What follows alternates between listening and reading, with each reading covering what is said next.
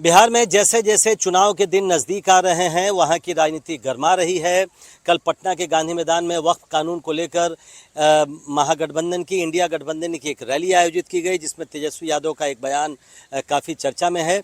इसके अलावा इंडिया गठबंधन या महागठबंधन के भीतर सीटों को लेकर बात कहां तक पहुंची है, आखिर क्या स्थिति है, महागठबंधन किस तरह से इस चुनाव को अप्रोच कर रही है, उस पर बात करने के लिए हमारे साथ हैं ज्योति सिंह, जो एआईसीसी के मेंबर हैं, कांग्रेस के राष्ट्रीय प्रवक्ता हैं और बिहार में जो अभी चुनाव है उसके लिए इनको रिसर्च कोऑर्डिनेटर बनाया है पार्टी ने।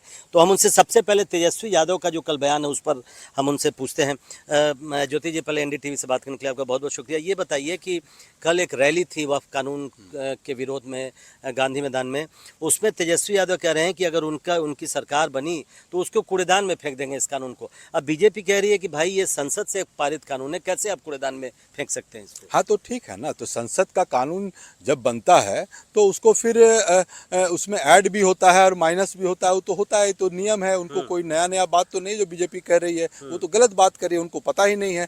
बहुत से अमेंडमेंट्स होते हैं, बहुत से अमेंडमेंट हटाए भी जाते हैं, तो वो तो होता ही, उसमें उसको पता नहीं है, इसलिए उस तरह की बचकाना वो बातें कर रहे हैं। नहीं, लेकिन बीजेपी कह रही है कि आप कूड़ेदान में कैसे फेंक सकते हैं, संशोधन ठीक है, लेकिन तुष्टीकरण के लिए, मुस्लिम वोटों के लिए आप संविधान से खेल रहे हैं, ये है बीजेपी का आरोप। देखिए, उनके में फेंकने का जो तात्पर्य मुझे समझ में आता है, वो तो एक शब्द है, लेकिन कहने का मतलब है जब हमारी सरकार मेजोरिटी में आएगी, राज्यसभा लोकसभा में हम मेजोरिटी में रहेंगे, तो उस कानून को हम हटा भी सकते हैं। तो उस हिसाब से उन्होंने बोला होगा। बीजेपी को आदत है उसको तोड़ मरोड़ कर गंदे तरीके से पेश करने का, जो गुमराह करने का लोगों को, वो उनकी आदत है। नहीं, लेकिन अगर बीजेपी ये कह रही है कि ये मुस्लिम वोटों के लिए ये कह रहे हैं तेजस्वी यादव, आपकी पार्टी के नेता भी उस रैली में थे, तो गलत क्या कह रही है? ये आप लोगों का मकसद तो वही है।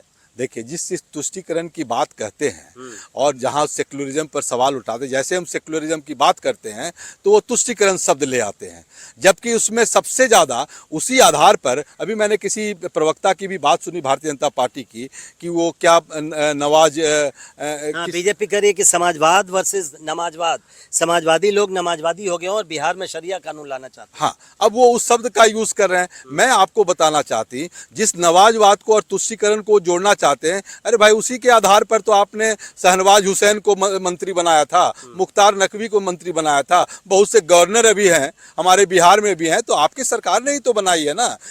आप किसकी बात कर रहे हो? क्या आप उस नवाजुद्दीन की बात कर रहे हो? मैं तो नहीं कर रहा। मैं तो कह रहा हूं कि सर्वभाव संभाव की बात करता हूं, जो हमारा फैब्रिक है जो संविधान में, हम उसकी बात कर रहे हैं। हम तो उसकी बात कर रहे हैं कि भाई सारे धर्म के लोग खुशी से रहें, सुखी से रहें, सबकी बात, सेक्युलरिज्म की बात कर रहे हैं, धर्मनिरपेक्ष की बात कर रहे हैं। आप उसको जबरदस्ती, जबकि आपके ही कॉन्स्टिट्यूशन में वो आर्टिकल 2 में नीचे वाले पैराग्राफ में सेक्युलरिज्म की बात लिखा है, तो ये दो चेहरा क्यों? मतलब आप कह रहे हैं कि आरिफ मोहम्मद खान को बीजेपी ने गवर्नर बनाया है तुष्टीकरण के तहत?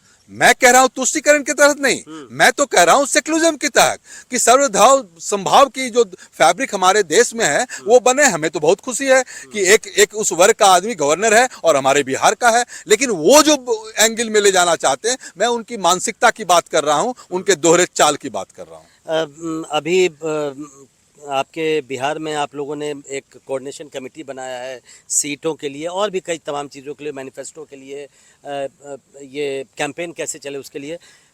कांग्रेस पार्टी आखिर कितनी सीटें लड़ना चाहती है? इस पर सबकी नज़र महागठबंधन में यही है कि कांग्रेस पार्टी 70 सीटों पर चुनाव लड़ेगी या नहीं लड़ेगी। देखिए, ये इसके लिए हमारी एक कमेटी बनी है, जो हमारे कांग्रेस का जो स्ट्रक्चर है, उस स्ट्रक्चर में जनरल सेक्रेटरी इंचार्ज हैं, वहाँ पर जो इंचार्ज हैं कृष्णा अल्लावरू हैं, उनके साथ 3 सेक्रेटरी हैं। तो एक सिस्टम बना है और उसके बाद महागठबंधन का एक टीम भी बना है जिसके अध्यक्ष तेजस्वी यादव हैं। अब वो दोनों और अलायंस के और भी पार्टनर लेफ्ट भी हैं और भी अदर अलायंस हैं, वो सीटों के जीतने की संभावना देखना है। हमें जो समझ में आता है और कार्यकर्ताओं को जो समझ में आ रहा है कि जो सीटें जीतेंगे वो सीटें वो पार्टी लड़ेगी, क्योंकि किसी भी हालत में भारतीय जनता पार्टी एनडीए को, सरकार को, नीतीश कुमार के खटारा सरकार को हटाना है। अगर उसको हटाना है तो हमको किसी को 2 कदम आगे जाना है, किसी को 2 कदम पीछे आना है। नीतीश कुमार को हटाने के लिए आप लोग 2 कदम पीछे जाने को तैयार हैं? हमने कहा कि जो पार्टी जीत सकती है, उस संभावना को देखते हुए हर पार्टी दावा कर रही है और लड़ेगी चुनाव और जीतेगी। नहीं ज्योति जी, मैं इसलिए ये सवाल पूछ रहा हूँ कि आरजेडी के कई नेता कैमरे पे भी कई बार बोलते हैं, कई बार कैमरे के पीछे ही बोलते हैं कि भाई कांग्रेस को 70 सीटें देकर हम सीट बर्बाद क्यों करें। स्ट्राइक रेट की वो बात करते हैं। पिछली बार 70 सीटें लड़े, 19 सीटें आए। CPI-ML तो 19 सीटों पर लड़के 12 सीटें आई। इसलिए मैं ये सवाल पूछ रहा हूँ, क्या वो एक कंसर्न है स्ट्राइक रेट? देखिए, अब मैंने फिर से, क्योंकि इस बार का जो इलेक्शन है, जो मकसद ये है कि भारतीय जनता पार्टी और नीतीश की सरकार को उठा के फेंकना है, क्योंकि भ्रष्टाचार खत्म करना है। और सबसे बड़ी बात, जो राहुल गांधी बार बार कह रहे हैं कि जिसकी जितनी संख्या उसकी उतनी भागीदारी हम दिला के रहेंगे, आखिर हम कैसे दिलाएंगे? हम तो तभी दिलाएंगे जब हमारी संख्या, हमारी सरकार बनेगी बिहार में। तो उसका एक ही फॉर्मूला है कि जो पार्टी जितनी सीटें जीत सकती है मजबूती से, उसी सीट को वो पार्टी लेगी। अब वो जो बातें आ रही है बीच बीच में कि वो कितना लड़ेंगे, वो कितना लड़ेंगे, स्ट्राइक रेट, हम लोगों ने भी 4 सीटें, 4 पार्लियामेंट, 3 जीते, एक और जुड़ गए तो 4 हो गए। तो वैसे तो लड़े हैं, और पिछले बार भी जो लड़े थे उसमें भी 19 सीट हम जीते थे और 7-8 पर हम सेकेंड पोजीशन पर रहे हैं। इस बार पोजीशन और भी इम्प्रूव हुई है, क्योंकि हमारी सीटें 99 तक आ गई, 54-55 से 99 आ गई। तो मेन मकसद ये है कि जो सीट हम जीतेंगे वही हम सीट लेंगे। ये हमारे जो इंचार्ज है उनका भी कहना है और जो अध्यक्ष है उनका भी कहना है। चलिए, एक इसी पर एक घुमा के मैं सवाल पूछता हूँ कि कहा यह जा रहा है कि 55 सीटें ऐसी, 55-60 सीटें कांग्रेस ने ऐसी चिन्हित की हैं जहां पर जीतने की संभावना ज़्यादा है। अगर केवल वही सीटें मिलती हैं जहां स्ट्राइक रेट बेहतर कर पाए आप लोग, तो और अगर आपको लगता है कि उसके चलते इंडिया गठबंधन का प्रदर्शन मजबूत होगा, तो उसके लिए आप तैयार होंगे? देखिए, चूंकि मैंने कहा कि आला कमान ने, कांग्रेस प्रेसिडेंट ने एक वहाँ इंचार्ज बनाया और वो कॉम्पिटेंट हैं इस बात को डिसाइड करने के लिए। तो हमें लगता है कि जो वो डिसाइड करेंगे बिहार के हक में करेंगे और बिहार कांग्रेस जनों के हक में करेंगे। चलिए, एक आखिरी सवाल, चूंकि ये सवाल कन्हैया कुमार ने कुछ दिन पहले ये बयान दिया है पार्टी की तरफ से, लेकिन फिर भी मैं पूछ रहा हूँ, आखिर आप लोग कन्हैया कुमार और इधर उधर से बयान क्यों दिलवा रहे हैं? क्यों नहीं एक सार्वजनिक बयान जारी किया जाता है कि तेजस्वी यादव ही मुख्यमंत्री उम्मीदवार हैं, वही मुख्यमंत्री होंगे? देखिए, आप जिनका नाम ले रहे हैं वो AICC के सेक्रेटरी हैं और फ्रंटल ऑर्गेनाइजेशन के इंचार्ज हैं वो। तो अगर उनका एक इंडिविजुअल बयान होगा, क्योंकि पार्टी की तरफ से अधिकृत तो बयान उसी को मानेंगे जिसको कांग्रेस प्रेसिडेंट ने वहाँ इंचार्ज बनाया या अध्यक्ष हैं उनके तरफ से। लेकिन इसमें प्रॉब्लम कहाँ है? आज के दिन में भी अगर आप बात करेंगे तो आरजेडी का सीट ज़्यादा है और आज अगर हमारी सीटें कम हैं, अगर आज आप सीएम की बात करेंगे तो उन्हीं की पार्टी की बनेगी ना। लेकिन अभी जो मेरा मकसद मुद्दों पर लड़ाई है, और मुद्दों के लड़ाई में भ्रष्टाचार, एजुकेशन, पलायन और किसानों की, महिलाओं की सुरक्षा की बात है और दलितों और अति पिछड़ा आदिवासियों के हक दिलाने की बात है। तो हम जब वो बात कर रहे हैं तो आरजेडी के लिए भी और मेरे लिए भी और अलायंस के और पार्टनर के लिए भी सबसे बड़ा मकसद है कि हम ज़्यादा से ज़्यादा संख्या में जीते। उसके बाद सीट, अब हम कम सीट पर लड़ेंगे तो अगर हम कम सीट पर लड़ेंगे तो हमारा सीएम कैसे होगा? एक बहुत सिंपल सा बात है ना।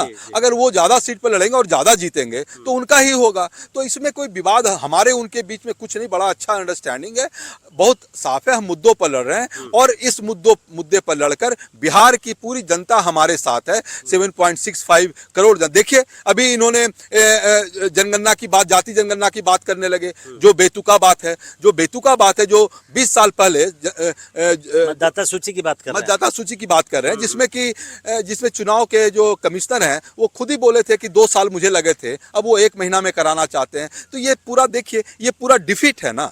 ये बीजेपी एनडीए जब डिफीट होता है तो पवन खेरा जी ने ठीक बोला कि जब गिदड़ को डर लगता है तो वो शहर की ओर भागता है, उसी तरह जब ये डरते हैं तो चुनाव आयोग की तरफ भागते हैं, ईडी सीबीआई की तरफ भागते हैं। एक आखिरी सवाल, एक और सवाल मुझे याद आ गया, इसलिए मैं कह रहा हूँ, मुझे याद नहीं है लोकसभा चुनाव या पिछला जो विधानसभा चुनाव 2020 में हुआ था, उस समय एक बात बहुत चली थी और मुझे याद है, कभी भी लालू यादव और राहुल गांधी, मतलब आरजेडी और राहुल गांधी ने मंच शेयर नहीं किया था। बहुत उस समय बात चली थी कि साथ में चुनाव तो लड़ रहे हैं लेकिन दिल नहीं मिले हैं।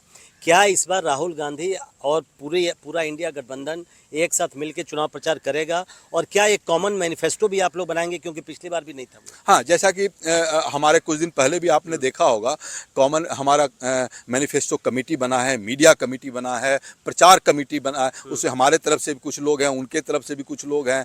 तो इस बार इंडिया गठबंधन मजबूती में से एक साथ प्रचार भी करेगी, मंच भी शेयर करेगी, मुद्दों को भी एक मुद्दे जो हम लोग फिक्स कर रहे हैं वो मुद्दों को भी हम आगे लेके आ रहे हैं। और एक साथ चुनाव प्रचार होगा। इस बार हम लोग देखेंगे कि सारी पार्टियां चुनाव प्रचार, लालू यादव और राहुल गांधी एक मंच पे आएंगे, लालू यादव हो या आरजेडी। जब हम कह रहे हैं कि महागठबंधन की हमारी कमेटी, उसके अध्यक्ष जब हमने मान लिया है तेजस्वी जी को, तो बहुत ऑब्वियस है कि अभी भी देखिए जो 2-3 प्रोग्राम हुए हैं उसमें तेजस्वी भी आए हैं, राहुल भी रहे हैं और भी बाकी पार्टियां लेफ्ट की भी रही हैं। तो पूरी मजबूती से महागठबंधन इस बार चुनाव लड़ेगी और साथ साथ हम लोग लड़ेंगे गठबंधन को हराने, एनडीए गठबंधन को हराने के लिए। बहुत बहुत शुक्रिया हमसे बात करने के लिए। तो ज्योति सिंह जी काफ़ी खुलकर बातचीत कर रहे थे और इनका ये कहना है कि अभी ये बात बेमानी है कि कौन कितनी सीटों पर लड़ेगा, क्योंकि इस बार इंडिया गठबंधन या महागठबंधन का मकसद ये है कि उनके मुताबिक कि नीतीश कुमार की सरकार को वहाँ से हटाना है।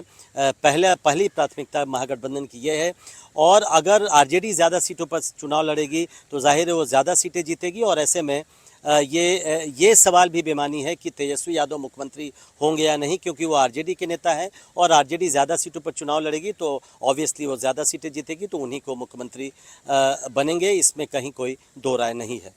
नई दिल्ली से प्रशांत, एनडीटीवी इंडिया।